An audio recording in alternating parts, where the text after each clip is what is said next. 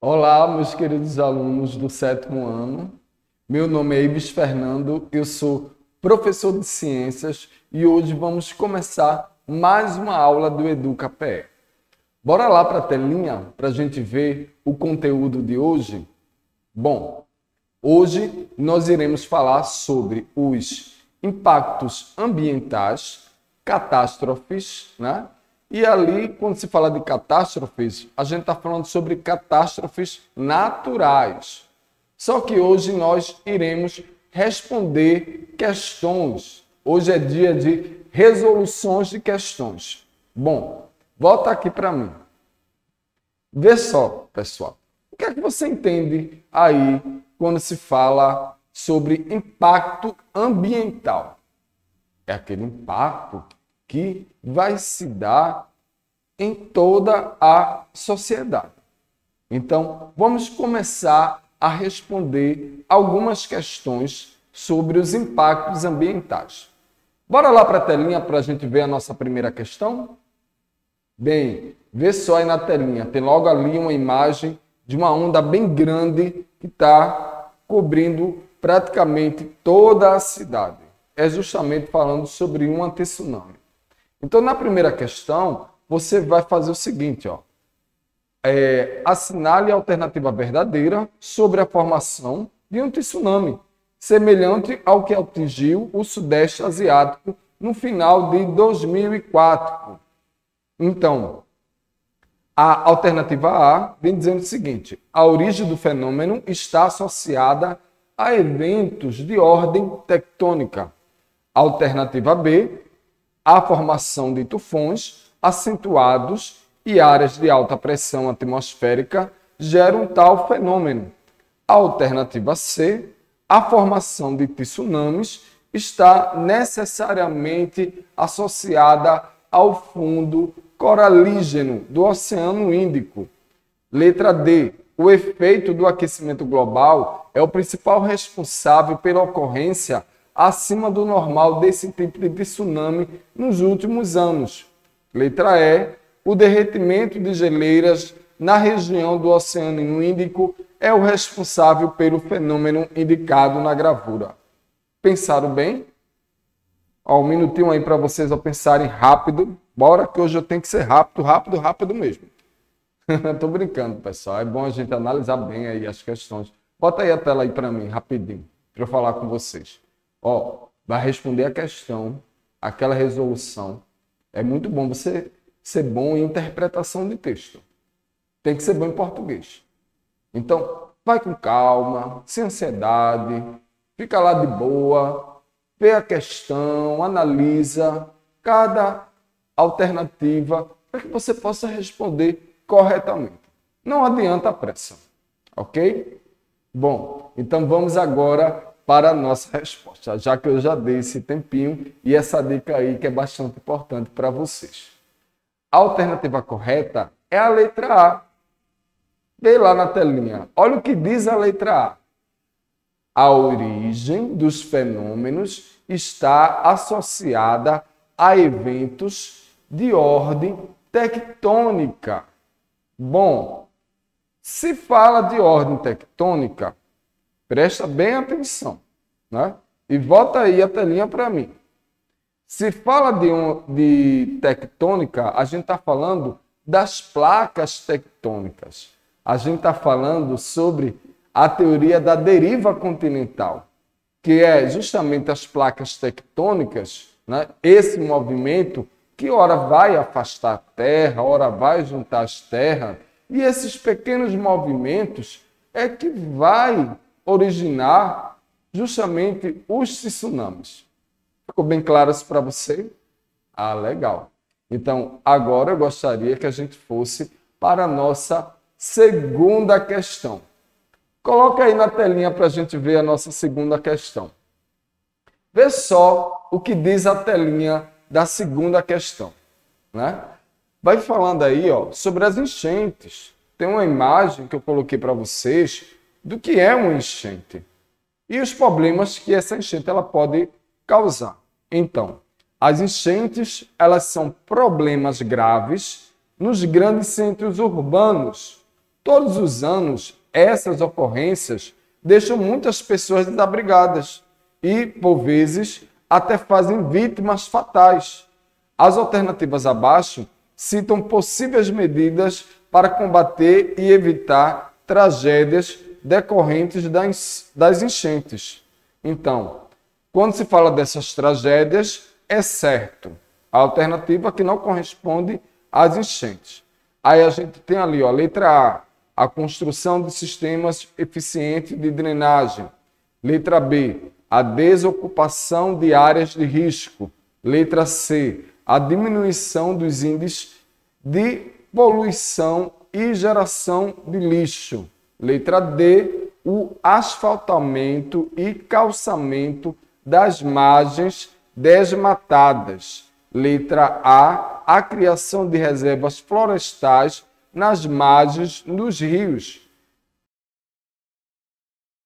Bom, vê só. Bora logo aí para a resposta. Quando a gente fala ali, ó, as alternativas abaixo citam possíveis medidas para combater e evitar tragédias que são decorrentes das enchentes. Ou seja, o que é que se pode evitar, né, em relação a isso? Então, quando se fala ali, ó, de construção de sistemas eficientes de drenagem, pode-se evitar as enchentes. A desocupação de área de risco também. A diminuição dos índices de poluição e geração de lixo também. A criação de reservas florestais nas margens dos rios também. Agora, a resposta que não pode, né? Que é uma medida que, essa medida daí, ela não evita a tragédia, é justamente o asfaltamento e calçamento das margens desmatadas. Volta aí comigo aí na telinha. Bom, a gente observou agora uma questão falando sobre essa questão das enchentes, né? Existe o que a gente chama de educação ambiental. Por exemplo, se você tem o seu lixo, você está na rua, está ali, ó, chupando picolé, está comendo uma pipoca, um salgadinho, para que você vai jogar diretamente no chão? Esse lixo ele vai para onde? Ele vai entupir os bueiros. Então, tenha consciência de que seu lixo tem que ser jogado diretamente no lixo. Se não tiver ali um cesto de lixo por perto, guarde ele numa sacola, coloque dentro da bolsa e quando chegar no local adequado, você joga o seu lixo. Assim, você vai estar contribuindo para que a sua cidade ela não tenha nenhuma enchente. Bom, falando sobre as enchentes, bora seguir para outro impacto ambiental. Agora eu vou falar sobre os furacões. Eu gostaria agora que a gente fosse lá para a telinha para ver essa questão. Observe aí na telinha, que é a questão número 2. Sobre os furacões, assinale a alternativa incorreta. Então a gente tem aí, ó, uma imagem de um furacão, né, aí do lado. E na alternativa A, são tempestades tropicais, que corresponde a um sistema de alta pressão, portanto, área instável. Letra B, forma-se sobre os oceanos, em áreas tropicais. Letra C, calor e umidade são fatores para a formação de um furacão. Letra D, possui um sistema de circulação fechada, cujos ventos sopram para dentro. A circulação difere-se nos dois hemisférios. No hemisfério norte, os ventos giram no sentido anti-horário. No hemisfério sul, no sentido horário. Então, a resposta para essa questão é justamente a letra A. Por quê? São tempestades tropicais que correspondem a um sistema de alta pressão, portanto, área instável. Não é sistema de alta pressão, é sim sistema de baixa pressão. Essa é a alternativa que é incorreta, porque está ali falando que é um sistema de alta pressão. Volta aqui comigo na telinha. Viram bem essa questão sobre o que a gente falou sobre aí, ó, furacões? Legal, né? Saber que furacões ela é formado justamente por um sistema de baixa pressão. Bom, continuando as nossas resoluções de questões, a gente vai falar agora sobre os vulcões. Então, bora lá para a telinha para a gente ver essa imagem dessa questão e a imagem de um vulcão que está em erupção. Na telinha, você observa que tem um vulcão que está em erupção. E a nossa questão, que é a questão número 3, vem dizendo o seguinte: os vulcões, ao entrarem em erupção, liberam um substrato magmático composto pela lava vulcânica e também por materiais sólidos soltos, além de cinzas, blocos e outros elementos que são expelidos e emitidos às superfícies, graças à liberação da pressão interna. Esse material é chamado de... Nossa, do que será que esse material ele vai ser chamado? Na alternativa A, vem dizendo que é resíduos sólidos vulcânicos. Na alternativa B, vem falando de rochas consolidadas. Na alternativa C, fala-se de lavas solidificadas. Na alternativa D, está se falando de resíduos internos maciços.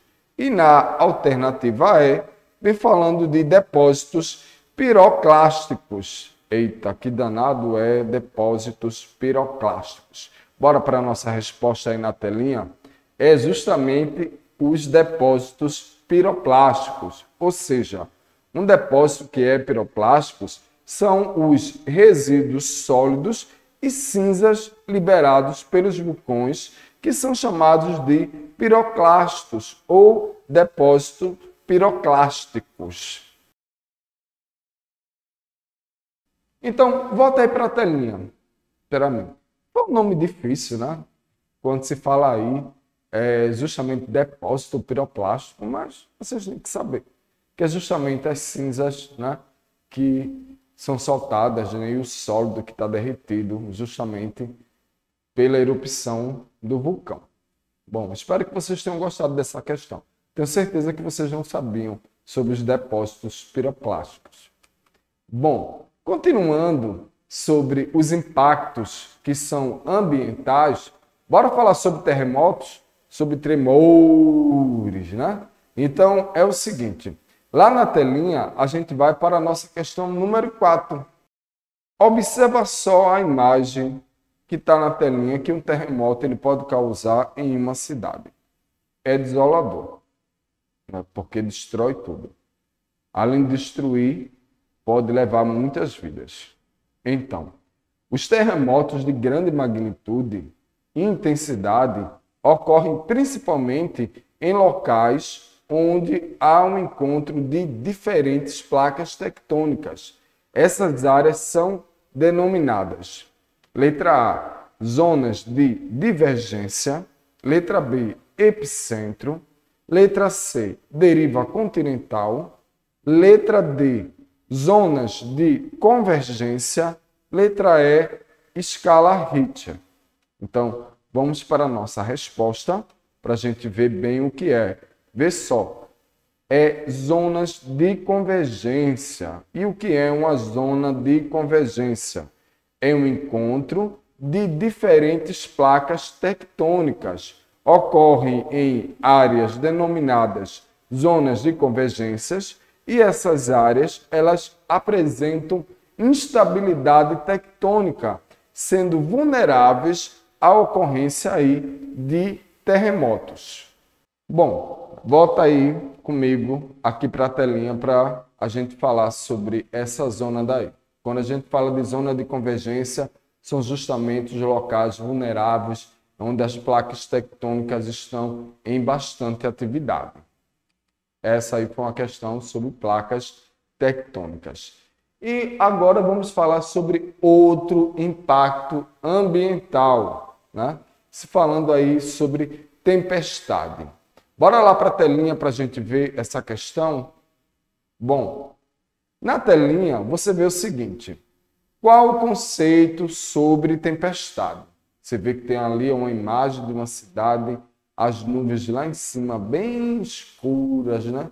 Então você já começa a perceber que vai cair muita água. Então, qual é o conceito que a gente tem aí sobre tempestade?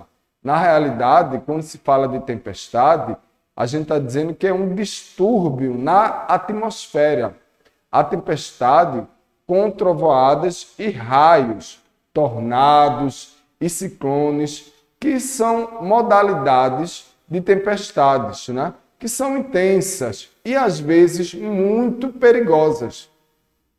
As pessoas também usam a palavra aí, tempestade, para descrever ventos fortes, tempestade de ventos e outras manifestações rigorosas do clima. Bom, volta aí para a telinha, para aqui comigo, né?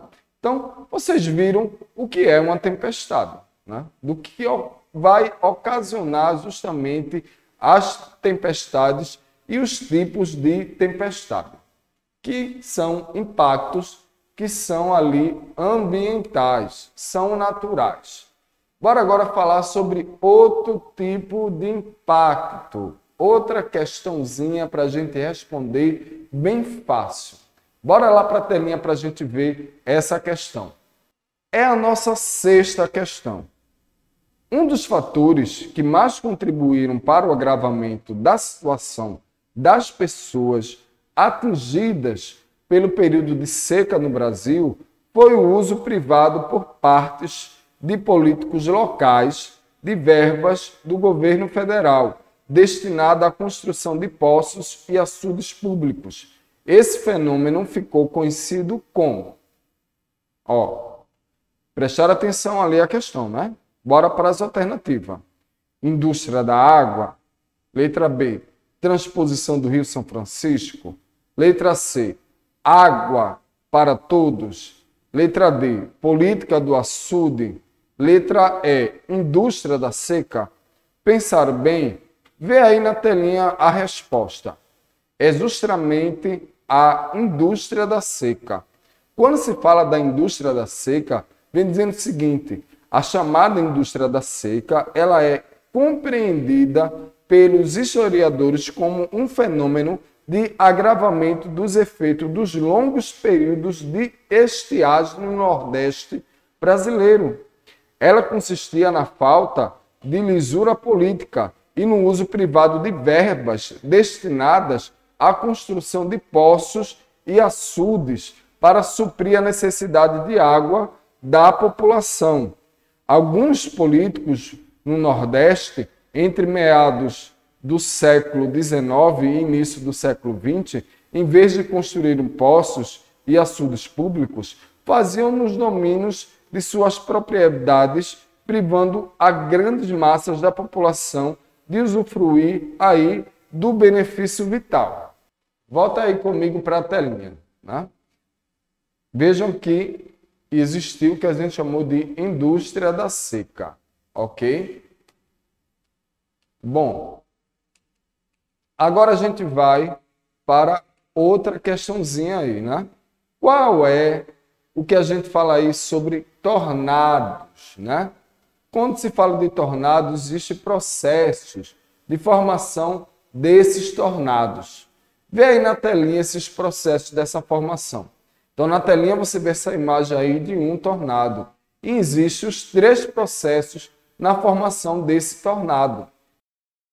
Então, o primeiro processo é o seguinte: a massa de ar frio forma uma tampa sobre a massa de ar quente, próximo ao solo, impedindo a formação de nuvens, com a entrada de uma frente fria e pelo aquecimento excessivo da faixa de ar próximo ao solo. O ar quente rompe a tampa e invade a massa de ar frio. O segundo processo se fala sobre o ar quente sobe e se expande, né? Ele vai subir, vai se expandir com a velocidade que pode chegar até a 250 km por hora. A instabilidade na atmosfera pode fazer com que o movimento de expansão ocorra em forma espiral. A umidade ali, que no caso é o terceiro processo, né? Ela é condensada e cai em forma de chuva, com evaporação. O tornado ele se forma abaixo da tampa, em área onde não há chuva. Ou seja, ao contrário dos furacões, os tornados são compactos e de curta duração. Bom, galerinha, volta aí para a telinha para me ver, né? Bom, eu falei aqui algumas questões sobre os impactos ambientais. Eu espero que vocês tenham gostado, né, sobre os impactos ambientais. Observe na telinha, né, o nosso link aí do EducaPE. Não se esqueça de compartilhar a nossa aula, de dar aquele like e a gente vai se encontrar na nossa próxima aula. Eu vou ficando por aqui. Um abração do professor Ives Fernando.